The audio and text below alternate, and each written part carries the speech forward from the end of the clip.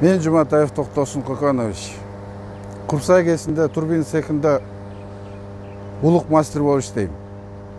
Биздин милдетибиз ошо турбини час боюнча агрегаттардын ар дайым токтобой иштөөсүнө жана ар дайым ушинтип электроэнергия чыгарышына көзөмөлдөп турабыз. Биздин иш ошо менен камтылат. Ушул жерде иштегениме 30 жылдын жүзү болот быйыл. Кудайга шүгүр, абдан жакшы.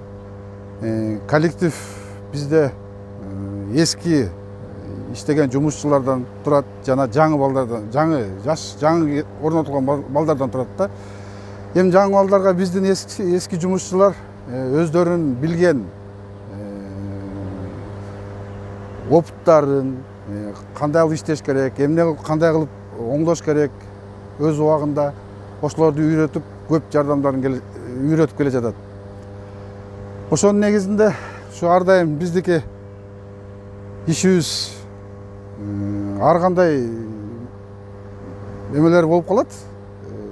Өзү бизде камтылган ремонтторго камтылган графиктин ичинде ошол жазгы күзгү ремонтторду, плановый ремонтторду өткөрүп турабыз ар дайым. Биз өзүбүздүн часть боюнча.